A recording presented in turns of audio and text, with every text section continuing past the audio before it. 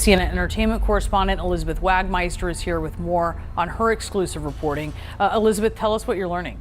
We have learned from two sources that potential witnesses have been contacted and notified by federal investigators that they may be called to testify.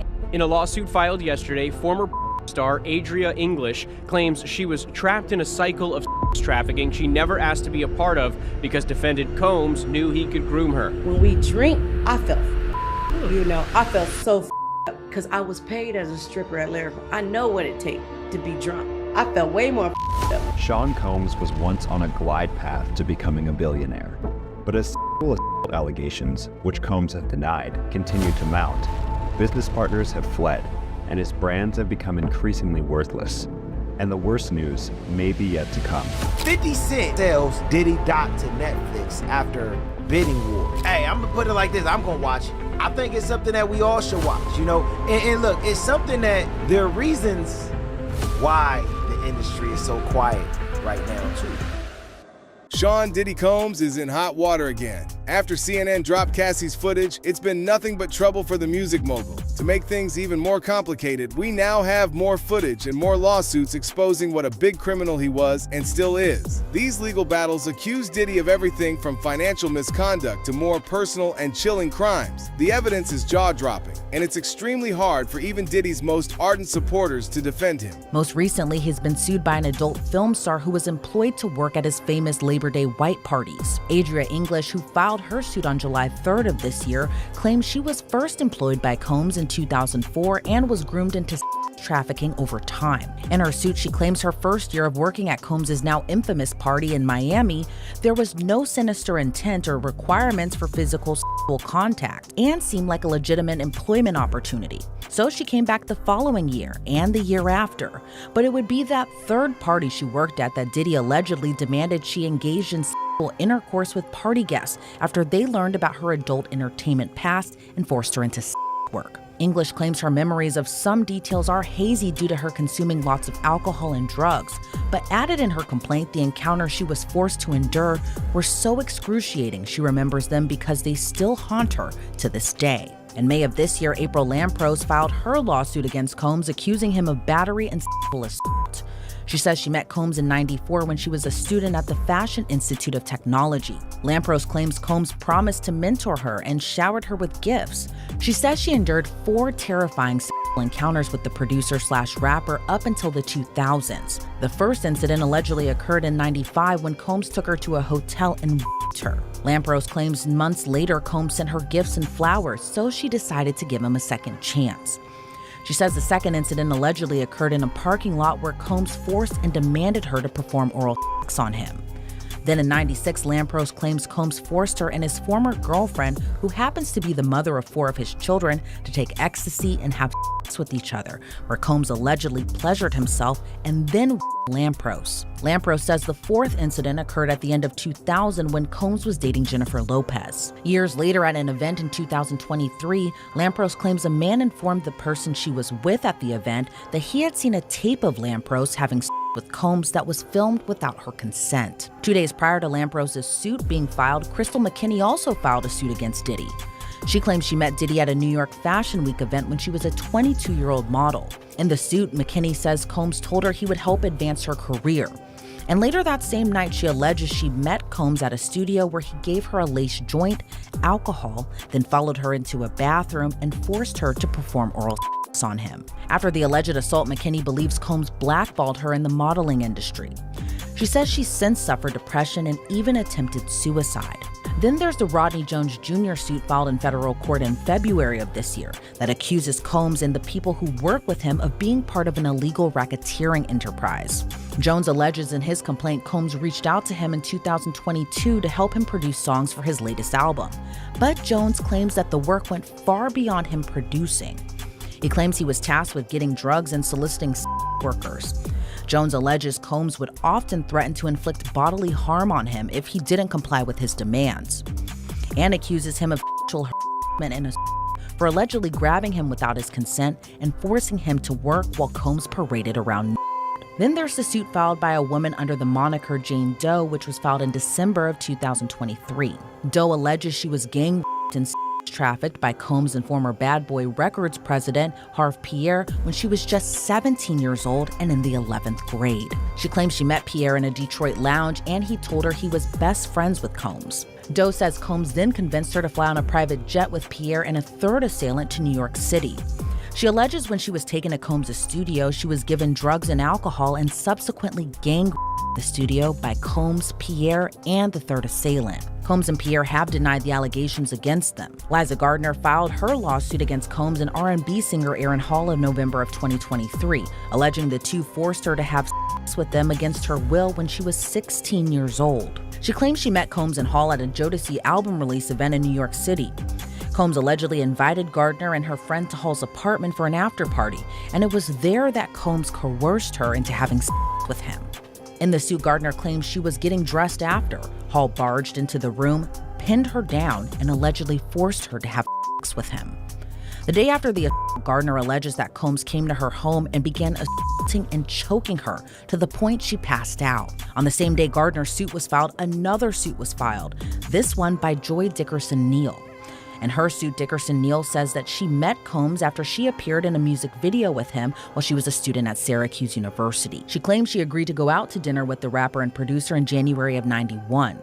During their date, Dickerson-Neal alleges that Combs intentionally drugged her and sexually assaulted her and recorded the assault. She alleges days later a male friend revealed to her that he and other men had viewed the tape, which she says from that point her life went into a tailspin, and after returning to college she had to be admitted to the hospital for severe depression and suicidal ideation. I think the music industry is one of the most corrupt industries on the planet, and I know somebody personally, and I'm not even going to go into details, that did one of the biggest hits of Biggie's career, and he told me when he sent the beat to Puffy, he just stole it from him. So just from the amount, how you doing business, you cannot do business that way and expect for you to continue to be successful, because eventually it will come back. So we always heard about, you know, from that standpoint of view, just doing people dirty, you know, just sneaking people for money, and every evil thing you can think of, they just, you know what I mean? So that's sad, because when you come from our background and we get into the music industry, for example, and they start becoming these CEOs, the first thing they start talking about, man, we're gonna do our own record company because we tired of the white man stealing from us. You know what I mean? And then you get these black CEOs, they come do the same exact thing to black artists. Yeah, so you keep seeing that cycle where you like, that's why the music industry, I always say, is one of the most corrupt industries on the planet, because, you know, everybody's out for themselves. You know what I mean? Everybody's out for themselves. So the same thing they complain that the white, you know, CEOs are doing, the black CEOs do it to the same thing to the artists. You know? So when you see the situation that Diddy in right now, right, you not surprised? It doesn't surprise me. Yeah, it doesn't, you know what I mean? Like, you just always heard he was cutthroat.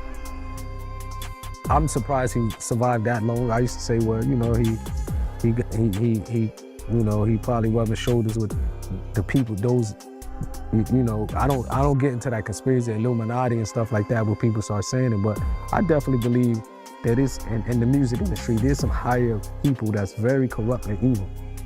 And I remember when we first, and I didn't really understand it, but when we first, like the time that I first met Pac, we was in a group called Dromicidal. We went from being young thugs to Dromicidal, then we became the Outlaws. And I remember when Pac was locked up and we would go visit him, and he was telling us that, because when we were Dromicidal before the Outlaws, we had a quick record deal with Interscope Records.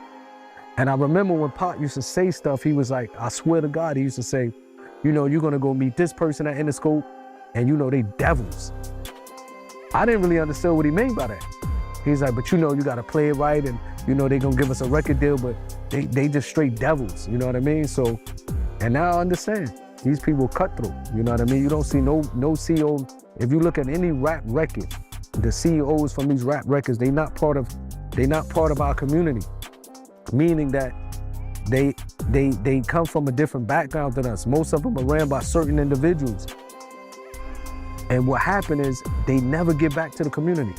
You never heard of the CEO of Interscope Records, the CEO of Sony Records. These people making billions of dollars off of black music. You never heard them once say, let's open up a school in the black community. Let's give health care to the rappers. Let's go open up community centers for the black people, but they taking all this money. You understand? When an individual died, have you ever heard of a record company that paid for a funeral of a dead rapper? Besides Suge Knight, Suge paid, you know, when Pop put it in his will, he wanted to go cremate it. Suge paid $1 million to cremate him. But these people, so now when I think back and when Pop was calling them devils, it's like these people are really devils. They just out for money. They don't care who die in the process. They don't care what happens in the process. They don't care who lives are destroyed, as long as that money coming in. Yeah, that's real talk, man. But for me, right, when I look at the situation, I look at it like karma. You know, he finally getting everything back that he got away with from back then, and you know. Arrogance, you gotta humble yourself. You know what I mean? You gotta understand, like, you can't carry yourself with that arrogance as if you're untouchable, because the creator of the heavens and the earth can destroy you 1 second. And maybe he's saying that now. Sometimes people be thinking they're untouchable because they get away with certain things so much, and they get careless and they get arrogant. And I think that's what he's going through. If you think Diddy's controversies are recent, you've got it all wrong. It turns out even his infamous parties had a lot of sex trafficking going on behind the scenes. This isn't just a new scandal. It's a deep-rooted issue that's been happening for years. Diddy has always been known for his big white parties where a bunch of celebrities show out, but now we're learning the truth about what happened at these disturbing parties. An adult star has come forward and claimed that they were trafficked at one of Diddy's parties. Diddy has been under a federal investigation for human trafficking, so this isn't a great look for him. It's like another one to add to the list. In a lawsuit filed in New York, a former adult film star, Adria English, claimed that the rapper and CEO of Bad Boy Entertainment forced her into prostitution and sex work with guests at his annual white party. So at these parties, I guess he would force these people, like Adria English, to go and hook up with these celebrities. Now, Adria claims this happened between the years 2006 through 2009 and happened both in the Hamptons and in Miami. She was, quote, made to engage in illicit narcotics and alcohol use while employed by Diddy. In a lawsuit filed yesterday, former star Adria English claims she was trapped in a cycle of trafficking she never asked to be a part of because defendant Combs knew he could groom her. There's absolutely no reason any boss should be forcing any employee to do any substances, let alone, hiring someone to then force them to sleep with people. That's just so icky and gross, and I'm glad that this woman's coming forward. We've heard of this cycle before when talking about Diddy. These people who are promised careers, modeling gigs, music record labels, and they aren't given anything. They're given these false promises, and when they don't deliver, then Diddy blacklists them. Adria claims that she first met the disgraced rapper in 2004 after her then boyfriend auditioned for a Sean John modeling gig. Adria claimed that her partner and another model were asked to perform orally on Diddy in order to get the job, which they allegedly refused. So it looks like Adria's boyfriend was told, hey, if you want to get this modeling gig with Diddy, you gotta suck him off. Despite their alleged refusal, Adria claimed that her partner was given a second chance if she agreed to work as a go-go dancer at one of Diddy's white parties. And she showed up and she did her job. Here she is at the white party in the Hamptons back in 2004. So we got some proof that she was in fact there. Here's a clip of Adria explaining how she got involved with Diddy. Long story short, my ex, Anthony Gallo, goes in the room and he comes out yelling, fuck that. And I'm like, what are you talking about? He's like, I'll talk to you in the elevator. And we get to the elevator, he's like, tried to ask me to suck his dick. I said, who asked you to suck his dick? He said, Diddy. I said, fuck that. But then after that, he booked him anyway because I agreed to dance at the white party. Major red flags. Of course her boyfriend was appalled by the idea, but then she kind of sacrificed herself so that he could get that job. Now, in the legal documents, Adria explains that when she first started working for Diddy, there was, quote, no sinister intent or requirements for physical contact, and it seemed to be a legitimate employment opportunity. So when she was invited to come back the following year to work again, she accepted it. It was easy money. She was at the white party, tons of celebrities. She didn't have to do anything icky yet. However, she says around around the third party she worked that Diddy demanded that she begin engaging in intercourse with guests, as they had learned about her past in the entertainment industry and used it against her. She goes on to state that her memories of some of the details are hazy due to the fact that she was expected to consume copious amounts of alcohol and illicit narcotics. However, the documents add that the encounters that she was forced to endure were so excruciating that Adria remembers them as they still haunt her to this day. Which, that is horrific. That's PTSD, that's trauma, that is also a survivor coming forward and standing up for herself. You and Diddy, what was the situation between both of y'all? Because I know he made some comments to you that you wasn't fond of, right? He tried to play me, okay? This is when I knew he was out of his mind, like, you know what I mean? Basically,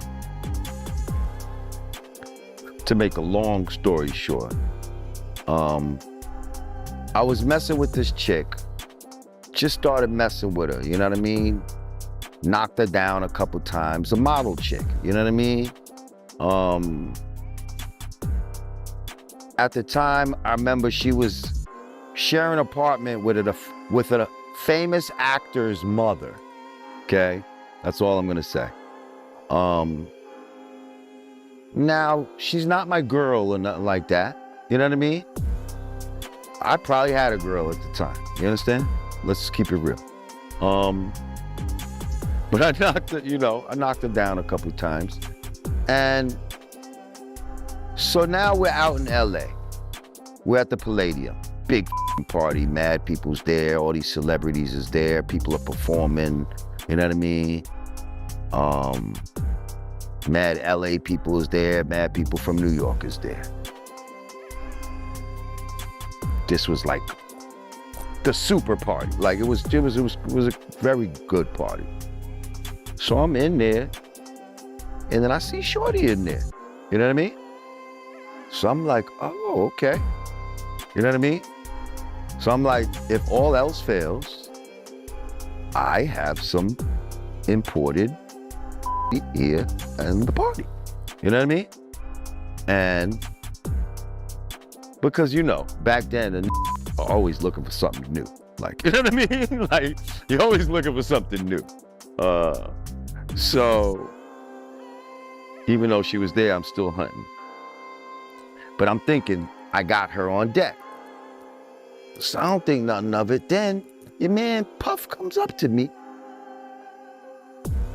And he's like, yo, Playboy. First of all, I don't like all this Playboy shit. Like, I don't know, you know what I mean? He calls a lot of people Playboy. Like,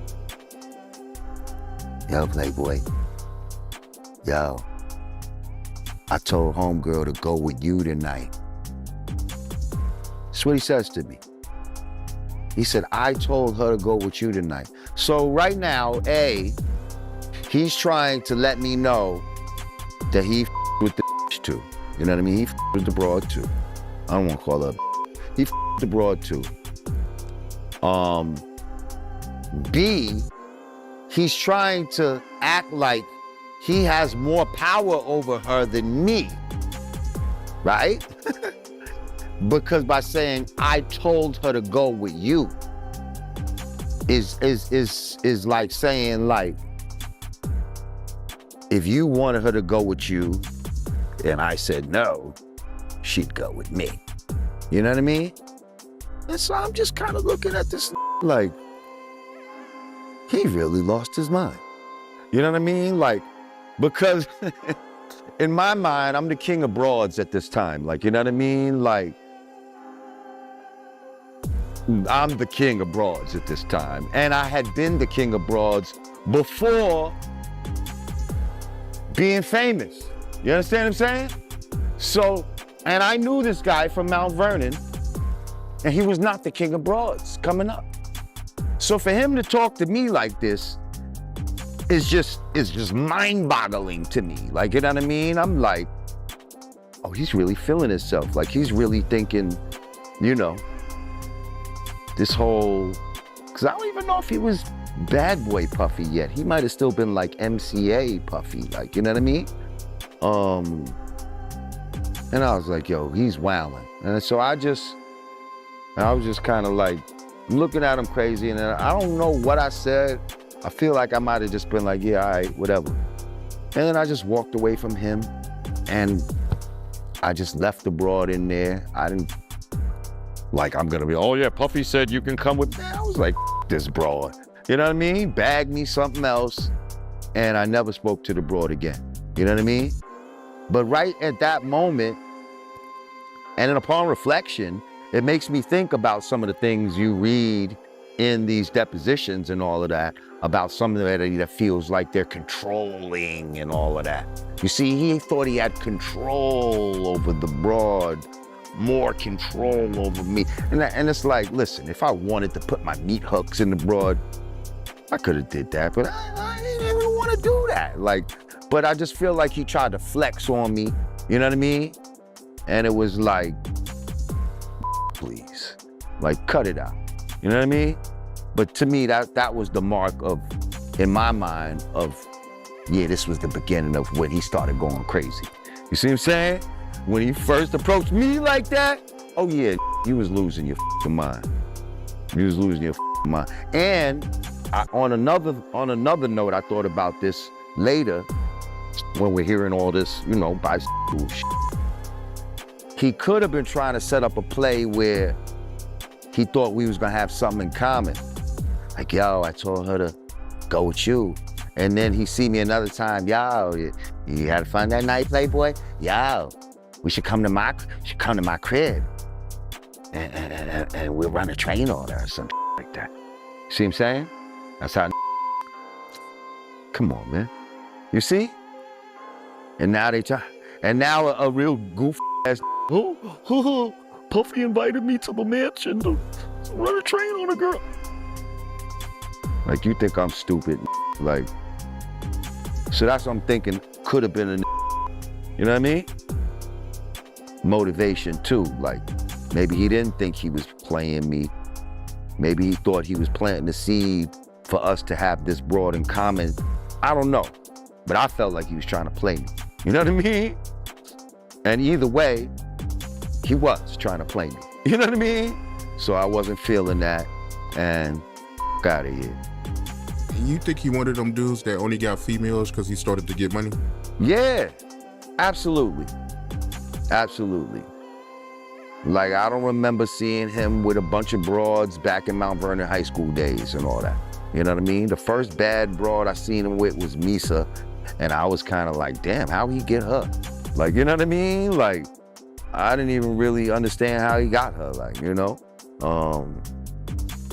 Because Misa was definitely bad back in the days, in Mount Vernon and like that. But prior to that, he was just one of those that danced in the parties, like, you know what I mean? Like, he was just a dancing, like, you know what I mean? Like, with these bushy eyebrows, I think they connected at the time, like, you know what I mean? Like, yeah, he wasn't a live nigga, like, put it that way. It looks like things are about to get a lot more interesting. 50 Cent announced that he's been working on a docuseries that would further expose Diddy's alleged crimes. And guess who just got the rights to this show? Netflix. 50 Cent has not been keeping quiet about all of the drama and accusations flying around about P. Diddy. In fact, his company, G Unit, has produced a multi-part documentary which has just been sold to Netflix after a legit bidding war. I think the best part, however, is him sharing TMZ's cover story about this and the caption he wrote. He wrote, TMZ used this fat boy picture of me because their documentary went to Tubi, LOL. It's okay, guys, we're all making great television. Mine just happens to be the best. Netflix wins the bidding war, but if more victims keep coming out, I'm gonna need to make more episodes. This is the post that 50 Cent came out with after P did his apology. He said, this is not going to work. Who's advising him right now? SMH, bad move. He's also made a bit of a dig at Jay-Z. Jay in hibernation. He ain't coming outside till the with puffs blows over. No lunch, no brunch, no dinner, LOL. I'm all you got outside. There were rumblings about Diddy's bad behavior for years. Simultaneous raids, a massive show of force. I know what's gone on. A stunning downfall. 50 Cent has been hyping up his Diddy documentary for months, and the project just landed a prestigious new home. Multiple sources familiar with the situation say 50's multi-part documentary about the SA suits against Diddy was purchased by Netflix. We're told there was a massive bidding war over the doc, which was produced through 50's G-Unit Film and Television Studios, with multiple networks and all of the streaming platforms attempting to land the series. Diddy was hit with another civil lawsuit Tuesday with model Crystal McKinney. She came forward with evidence after 2016 security footage of Diddy putting his paws on Cassie in a hotel hallway surfaced Friday. Cassie previously filed suit against Diddy and settled out of court 1 day later. Diddy at first called the suits a shakedown, but later apologized. 50 Cent, like he finna make a whole documentary about P. Diddy. He gonna call it Diddy Do It. Yo, Did I Diddy do it? this, it's going platinum in the streets. Everybody gonna watch that. Everybody gotta watch that. That's why. You think he gonna really do it? I don't think he gonna really do it, but I think if it's a real shot that he gets access to the rights, to the footage, and he can get people to do the interviews, he's definitely doing it. That's a gold mine. You're gonna get at least 10 million viewers per episode with that. And then might as well do it and get the money instead of letting, you feel me, the other side get the money. Right, that's what I'm saying. So help the brother man, not the other man around this go ahead and let him get it. Yeah, we might be produced. No, I don't want to be involved in none of that freaky ass. I don't want to be involved in it. So if you're watching this and you are making a Diddy documentary, I need you to know that I do not want to be a part of it. Yeah. Not if in front of the camera, not behind the camera. No, not me.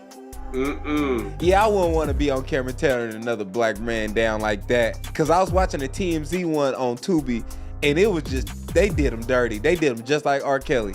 I'm like, oh man, these other folks will tear your ass down when they got the opportunity. But this is the thing. I just want the testimony of the people. Like his old bodyguard, Eugene or whatever, has been talking. He talked about the time Diddy's arm was in a sling because he was beating on Kim, and then Kim stabbed him.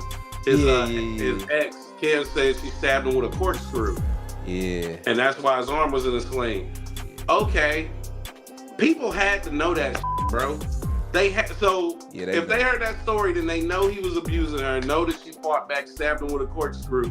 He ain't the only person he said he had heard that the one baby mama had ran from Diddy. He was beating on her so bad that she had to get underneath a car to escape. Yeah, I seen that. You gotta think about it, bro. People used to get in fights in the neighborhood growing up, and everybody know who used to win or lose a fight, and everybody wasn't there. And that's just local shit. So imagine what the whole industry know. Diddy been whooping these hoes. I love everybody. These have to know, bro. Ain't no way these don't know, bro. So, and you telling me he don't never discuss it? He been beating women up since 91. Ain't discussed it with no. He ain't with the no. He like, hey, I had to beat this up, man. She's talking crazy. He ain't said that to no. Cause men that hit women love to brag about it. I've been around some that be like, I had to slap out this earlier. And you be like, oh shit, damn, he really be hitting women. And then you be like, all right, let me mind my business. Like, that go back to let me go mind my business. I just want motherfuckers to be consistent. Cause there's motherfuckers out here attacking Diddy right now who got somebody in their camp slapping bitches. Exactly.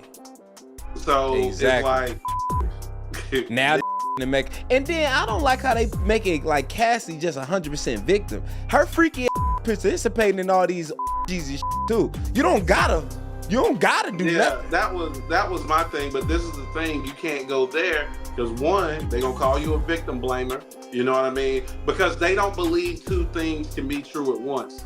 They can't believe, Lewis, that you're able to see that Diddy is doing some awful shit and is making people do shit. 50 Cent has to be one of the biggest trolls of all time. So earlier today, TMZ announced that 50 Cent officially sold his documentary on Diddy. The documentary is called Diddy Do It, and it's sold to Netflix for a couple $1 million.